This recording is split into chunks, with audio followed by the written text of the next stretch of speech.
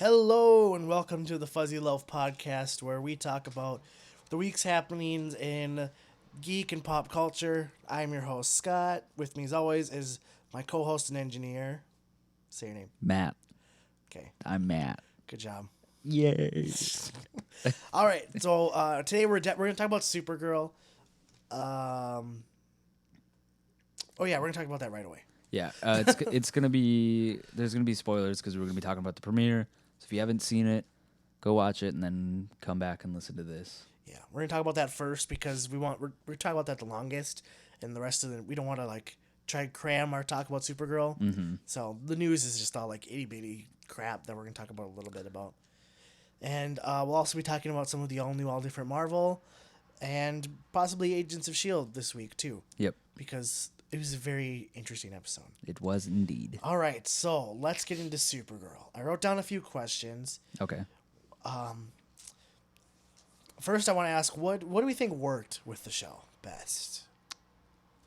God, I don't even know if I can put it into words. I think it shows off what like DC's brighter side. You know, like Superman is typically this icon of like hope and all this stuff, and I think they utilize that for the Supergirl premiere. It wasn't like super. It was kind of dark. There was dark moments, but it wasn't like Right, but like Man of Steel. but like, it's bright colors. If you can see the picture in our thumbnail and whatever, it's the sun shining behind, yeah, not dark and grayed out. And I'll just go out and say it right now. I think this was a better Superman story than fucking Man of Steel was. Yep. And if you listen to the podcast at all, I have very strong feelings against Man of Steel. Mm-hmm. I don't like it a lot. And Anthony Mackie actually was doing an interview with Collider with Frosty from Collider, and Frosty said that he really liked Man of Steel, and Anthony Mackie's like, we're gonna have a problem with that because he hates that movie. And I was like, I just like Anthony Mackie more and more. Yeah. Because I hate that movie. It's so not. It's not good a Superman movie. movie. Yeah, it's not a Superman And movie at a all. lot of it doesn't even make any sense. Mm-hmm. Like, I was reading this article about why it sucked, because obviously I'm going to click on it because I agree with it. And one of the points they made was, so you know how Zod had the terraformers to make Earth like Krypton? Why couldn't he have just gone to Mars and done that? Why did it have to be Earth? Because Superman. See, it's just that it's like there's all these just plot holes in the movie that don't make any sense. Well, because he wants to have control over other beings. He's an evil creature. It just, well, they would die, but the humans would die. Yeah. Well, I guess. So why couldn't he just do it on Mars, where Because he's evil. He wants to kill people. It just it's poor writing. Yeah. It really is. I know, That's but why I mean, that's their... the that's their direction thought is behind one it. thing with all the darkness, but it's really the poor writing that. Anyway, I just had to get that off my chest talking about Superman or Man of Steel. I think, but that was one thing that worked for me with Supergirl the most was that Yeah. it was a better Superman story. Yeah. I liked all the characters better than...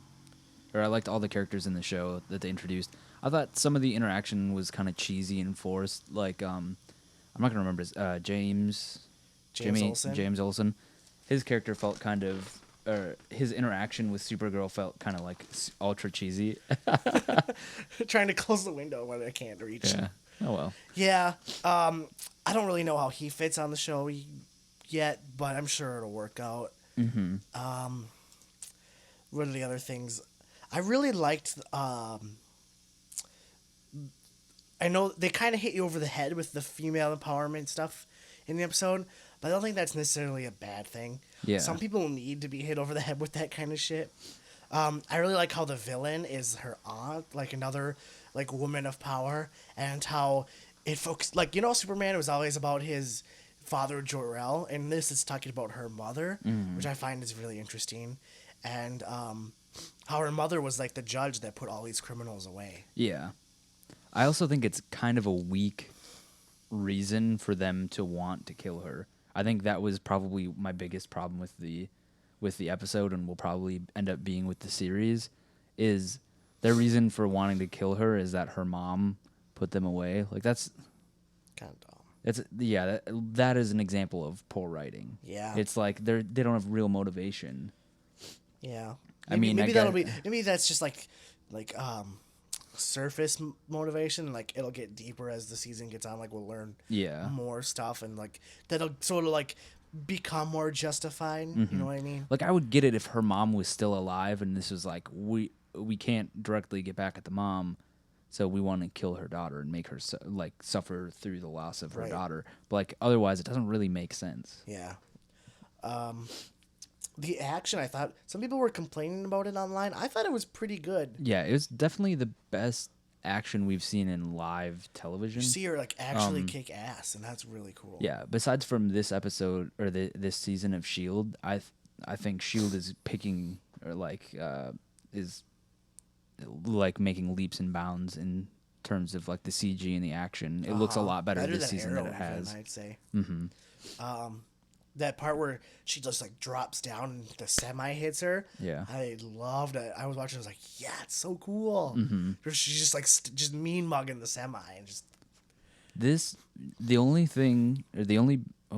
other big thing that I'm gonna have a problem with is that I want this to be connected to the Flash universe so bad. I do too. Because I think it would work so well together. Yes, I agree, but it would make sense because Superman's been around in this show for at least 15 years. Yeah, something like that. Yeah, because he was already Superman when he found her 13 years ago. Yeah. So he's been Superman for a while. Yeah, they just retcon shit.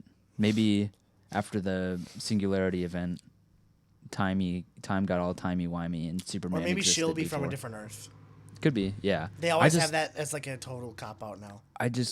I really hope that we do get a crossover at some point. I know that's not, like, I shouldn't hold out hope for that because CBS is going to hold Supergirl close to its It all chest, depends but- on ratings. Yeah. Really, it does. Whatever they think will get them more ratings, they'll do it. Yeah, but also you have to... CBS the also owns semantics. half of CW. That's true, but where would the crossover happen? Would it happen on Supergirl, or would it? I mean, I guess it could happen on both shows. She could appear on Flash, and Flash could appear here, or whatever. DC Legends of Tomorrow. We're could getting cross over something. Constantine on Arrow. Anything's possible, really. Very, very true. So I was gonna ask what didn't really work for you. You kinda I've already answered that a little bit. said a few things. I also think her friend was kind of a weak character. The guy that has a crush on her. Made her costume. Yeah. Yeah, he's gonna be the typical. He's basically gonna be like Ducky from is that Pretty in Pink? Or yeah, like the friend guy who's like, oh hey, I'm right here. And just like okay. Yeah, it's just a very stereotypical character that doesn't The really beta doesn't male serve character. it doesn't serve any purpose. He might later on. I think his name is actually, they called him Win. I think his name is Winslow Schott, who is the Toy Man. Okay. So he might actually play a role. I mean, there's another actor cast as a different Toy Man. So like I don't know, maybe he'll be his father and he'll be like young because Winslow Schott is the Toy Man. Yeah. The guy playing there, the whole Jimmy Olsen thing is kind of interesting because it's not the traditional Jimmy Olsen that everyone knows. Like he's older, he's like really handsome and suave. You're like, it's not really Jimmy Olsen. But Yeah. Do you think she's gonna have a love interest with him? Because it kind of feels like. Kind of seems like it. Yeah. I'd like it if they didn't go down that road, but it is also CBS. And yeah, that's another thing that. Or they could throw a fork in the road, and he has a thing with her sister. That could be. I love to see. Because I love to see twists on the traditional. Yeah, tropes. I feel like they're gonna use that a lot. They're gonna use this kind of drama between the sisters. They'll, I guess to explain it, she was raised by, it wasn't. What the fuck are their names? Ma and Pa Kent, was it? No, it was the Danvers. Oh, okay, yeah. So she was raised by a family that had a daughter that was a little bit older than her. And they kind of grew up really close to each other, but the older sister is working for a government agency that is like an alien defense agency. Who her boss is Hank Henshaw, the cyborg Superman. Yeah. But so there's kind of like a like a tension between them, because as Kara wants to become Supergirl, her sister is like, you shouldn't do that, you're in danger, all this stuff. And it's like they're kind of butting heads. So I feel like adding love interest that makes them clash is something that CBS is going to do. It's about Kara like splitting away and becoming her own person, trying not to live in the shadow of her cousin, and trying to break out from underneath her sister's protection, whatever. Which I actually really like that a lot. How do you think they're going to try to differentiate her from Superman? Because right now, I they're don't know. giving her all the same powers. Well, she always has the same powers. I know, but they could have. Her suit is the best Supergirl suit I've ever seen. It's better than the Man of Steel suit, if you're asking me. Yeah. But like, because I tell you one thing, she's got her heat vision is blue instead of red. Yeah. That's the one thing I actually, as a like uber nerd, I noticed that right away. Yeah, and this is one issue that I've always had with Supergirl and like even Superboy, is it just feels like we already had somebody that was infinitely powerful. Why do we need 3 of them? Right. And it's like there isn't much that they do to differentiate them besides one is a female, one is a younger version, you know. Yeah, they do. They differentiate him a little bit. Her thing is, one way she's different from Superman is she grew up, she was a teenager when she left Krypton. So, I mean, she still has really strong memories of it and everything, whereas Superman doesn't. So that might play a bit of a role where she actually, like, remembers her home and, you know, probably misses it a little bit. They might be able to use that a little bit. I know they use that in the comics where, because technically she's older than Superman. Yeah. But she was stuck in stasis for longer, so she, you know, physically younger. But so should be interesting. Yeah. I was gonna ask if there's any standout characters. Besides Melissa Benoist as She's Supergirl. obviously. Yeah. I really like the actress that plays her sister. I think she did a great job, like conveying the emotions that she would feel throughout the episode, especially compared to some of the other actors and actresses who I felt had weaker performances. Yeah. What is her name? The girl that plays her boss. Oh, Callista Flockhart. Yeah. She kind of played. She's pretty good, but it was Melissa. Is it Benoist? I don't know if it's Benoist or Benoit or. Either way, she was definitely the standout. Yeah, and as it should be, because she's the main character. Yeah, she was amazing in the episode. There was something I was gonna say before we started recording that I now forgot. About Supergirl? About Supergirl. Do you remember what I was saying before? No, I don't. I don't. Because you said you were gonna stop so that you could save it for I when we started recording. Damn it! I should have said it so I would have remembered it. Yeah. Oh well. It's hard to think. Is there anything else that we wanted to talk about Supergirl? Do you have any predictions for this season? Where it's gonna go? What we're gonna see? The thing with this is I have no idea where it's gonna go. Yeah. It's helmed by Greg Berlanti, so I have some hope. But at the same time, it's on CBS, so I don't know. So that's another. That's like, yeah. The effects were really good. We talked about this, I think, yesterday a little bit. Yeah. The effects were pretty good for a network show.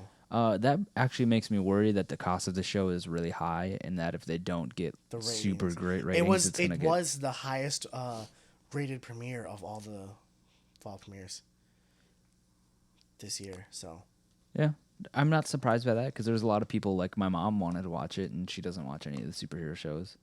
It's because it's on CBS. Probably. Yeah. So I think that's actually it for Supergirl. I don't really have anything else that I can remember to say. Yeah. Except I'm gonna definitely be tuning in to the future, and I would recommend people give this show a chance. Yeah, I'm gonna give it at least another 2 episodes and kind of see where I feel, or see how I feel. Yeah, if I'm busy, I might not watch it, but if I have time, I'll watch it. It's one of those things. Yeah, I watch all these shows before I go to work in the mornings. So yeah. All right, that's it for Supergirl.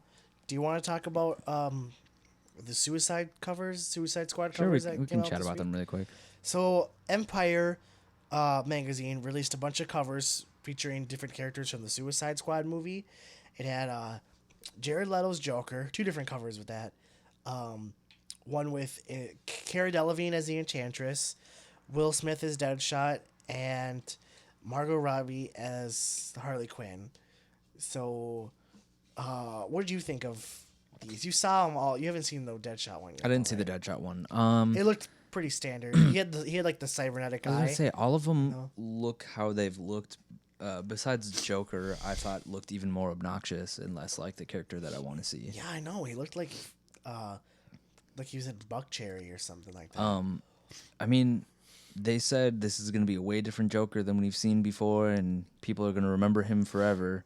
I think that's true, but I don't know if that's gonna be because it's a good portrayal of the character. Yeah, I actually really liked the trailer for it when it was released at Comic-Con. I liked how he acted. Yes, I and I don't know, like and that's how what he I've been looks. saying the whole time is, I think Jared Leto as the Joker is great casting, and I think he's gonna do it really good.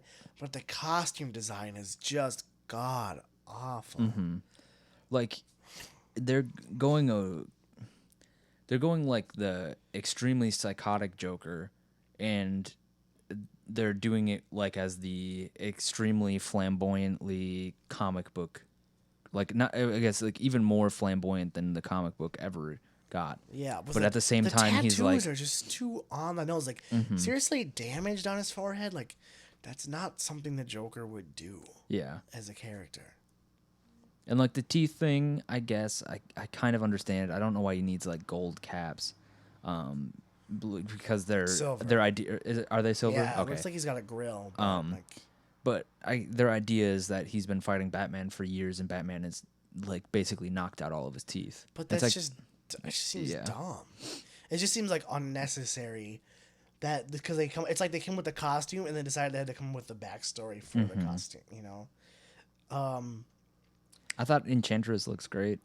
She looks weird. She looks like the Grudge. Well, One feel I got really looking at all of these covers